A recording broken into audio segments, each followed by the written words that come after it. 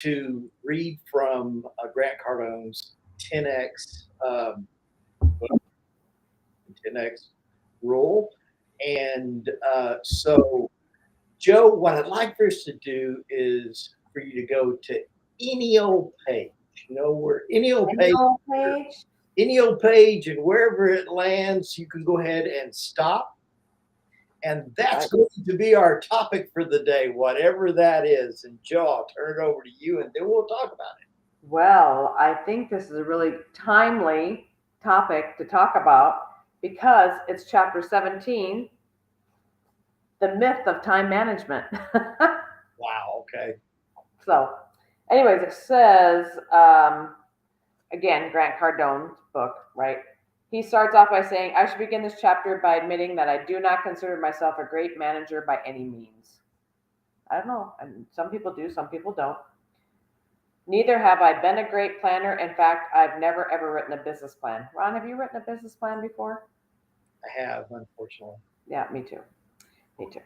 However, he's always been able to effectively manage myself well enough to build multiple companies from scratch. Again, Grant Cardone. So we'll talk a little bit more about it. A couple things I have underlined. You probably can't tell, but I have some stuff underlined here. It says the first thing you must do is make success your duty by setting distinct and definitive priorities. I can't do this for you. Of course, everyone's priorities are different. However, if success is a main concern for you, then I would suggest you spend most of your time doing things that create success. So, of course, I don't know what success means in your life. It could involve a variety of people and things, finances, family, happiness, spirituality, physical or emotional well being, or if you're like me, all of them. So I think that's a great place to start today is how do we define success, right? Yeah. How do we, and you and I were just talking about this the other day, Ron, how we define success.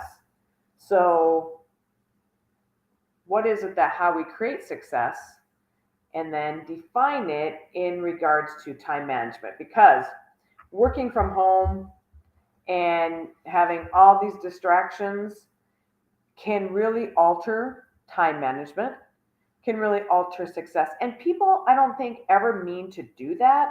Like, if you have people calling you and say, hey, can you do this? Can you do that? I don't think they're actually doing it to be mean, right? They're just doing it because you're available. Right. And way back when I started my at home virtual assistant business back in 2005, I really had to lay the boundaries down because people would call up and go, hey, I need a ride to my doctor's appointment, or hey, I need this, or hey, I need that. And everybody's like, okay, I can do it this time, but not next time, right? So I really had to lay the boundaries down, even though I hated doing it, but my success was important to me. Right. Now, if it was a close family member or somebody that really needed it, really needed the action, of course I'm going to do it. Yeah. But as time went on, my husband then had to have a lot of doctor's appointments. Of course, I had to go to all of them with him. But you just have to really, how you're going to create success is also how you're going to deal with time management. Procrastination is huge for self employed people, Yeah. especially if you work from home. And also discipline. Discipline for getting your work done, or I always think, well, I could do it tonight, right? Kind of like exercise sometimes. You're like, I should do it today, but maybe I can do it tonight. Tonight comes, you're like, oh, maybe I'll just do it tomorrow. So it's really about that discipline and don't let procrastination get in the way. That's how I create success. I have to set down time parameters, and if you got a phone usually, set on the timer and put the timer on how long you're going to be there. So that's just some things that I think of. What do you think of, Ron, when you think about creating success? Yeah, a couple things come to mind. One of them is, and somebody that's a good friend to you and me had actually posted on LinkedIn. Brandy Wilson. Oh Uh, yeah. she posted the other day on LinkedIn. She said, "How do you define success?" And what I said was that that's when you're going live and your dog starts to growl.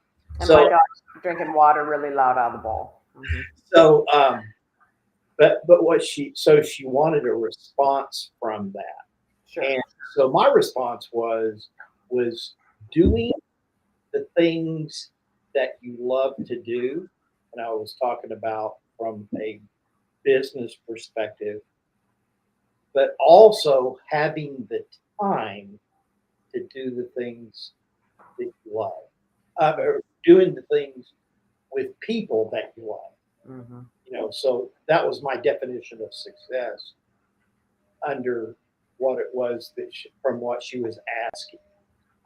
The other thing that uh, comes to mind is last night I was actually on a call with some other Cardone licensee people, and we were talking about coaching, and we were talking about how do you start off with coaching with somebody, and uh, there was a little bit of confusion because it was with Grant Cardone licensees, and so what they said is, well, Grant talks about, you know, the myth of time management, the deal about goal setting and all that kind of stuff, when that's the first thing in his coaching program that is a priority, right? So I think it's important that we set our goals,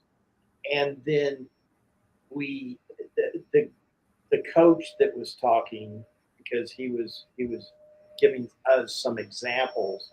The coach, he said, what he said was, is when you're actually coaching somebody to and you set that goal, like for example, if a realtor wants to make 100 contacts a week, or it's going to take 100 contacts a week for that realtor to actually get at least one listing. So, so the goal is to make 100 calls per week, right? Mhm. But then the tactical side to that is to give them a couple of options where, like for example, that they sit down and in one afternoon they make 100 calls that week. Or another example might be that they're going to do 25 calls a day over the course of 4 days.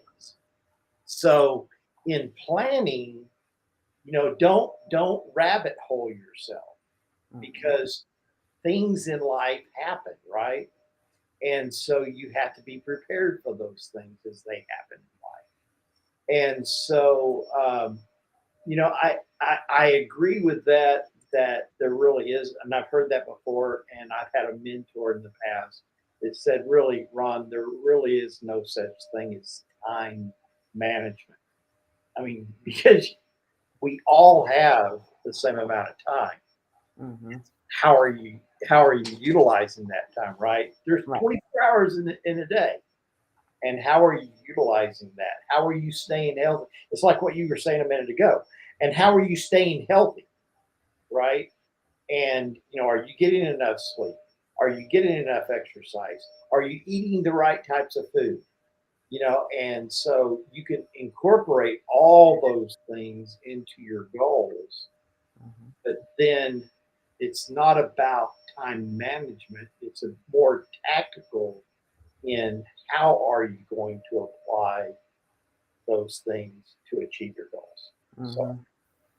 Very good. Very good. I totally agree. You can have a bigger goal and then break them down into smaller increments. Like every day, I write out big, bodacious goals. And then the ones I really want to work on right now, then I start breaking them down, into smaller incremental goals. So yeah, it's all about, yeah. And I don't know about time management. I just know what I have to do to get myself disciplined to get the work done, you know. And I think when I coach people, that's a lot of it right there. Or if the goal is a little bit too big, they think, well, there's no way I can do it. right? So that's why I like they say, 100 calls a week. Well, that seems pretty daunting. And you're Yeah. like, oh my gosh. But if you break it down to either 20 a day or 25 for the 4 days, and then on the last day, you can, do other things, go to networking events, do lots of other things that will help build your business. Right. So I like that. I like that a lot, Ron. So yeah, that's just a great thing that comes right out of the 10X book. And another thing um, that I underline, it says, quit thinking in terms of either or and start thinking in terms of all and everything. Wow. I love that Yeah. because you don't have to have either or. You can have all and you can have everything Right. if you set your mind to it. Right. Yeah. So Do you want to be a top producer in your company? Do you want to be a top recruiter? With if you're a recruiter, do you want to be a top producer? What is it that your goal is? What is it that you're wanting? What do you want to get accomplished? hmm And then you can break that down. hmm And it's like in insurance. How many accounts? If you're doing business to business, how many accounts do you want to open up a week? So, how many businesses are you going to have to approach? How many contacts are you going to have to make? How many phone calls are you going to have to make? How many in person do you have to do? How many texts do you need to send out? hmm How many follow ups? Because that's critical, right? follow-ups are really critical. Because it's oftentimes in today's world, I mean, 6 or 7 years ago, I used to tell people that it took between 4 and 7 contacts with a business owner before they're going to be willing to meet with you. And now, because of social media, it's actually between 7 and 12 contacts before they're going to be willing to meet with hmm you. And so, wow, I mean, we have to be uh, prepared, right? And we have to do the work that it takes. We can't just make the goal and then wish it's going to happen. I Have to, wish that would be that easy. yeah, yeah, exactly. Yeah, because usually if you talk to somebody, prospect, it's usually 10% of the time you're going to sale the first time. And then the more contacts you make, the more follow up you make, the more likely you are to make that sale or get that person in as a recruit for you with your Yeah, team. And yeah, so that's why it's really important to do, if you can get in a CRM, the automated follow ups, those type of things, yeah, or reach out, different ways you can reach out, text message, call, but don't let it get cold between the time that you started talking to them because all of a sudden they'll be like, now who are you again? And so it's really important to just stay on top of that and really follow up. So I think that's great, Ron. yeah. So, so I think we covered a lot. Yeah, we did. That was good. I like reading on the 10X book. What I do is I just kind of browse this sometimes and I'm like, oh, that's right. That's what I wanted to read again. So I'm really glad that this came up today because this actually was very timely for me as well.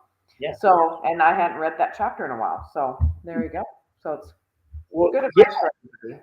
And so, if somebody wants to do that, it, you can reach out to me or Joe, but send an IM to one of us or send some type of message to us, and we can get you a link if you would like one of those books.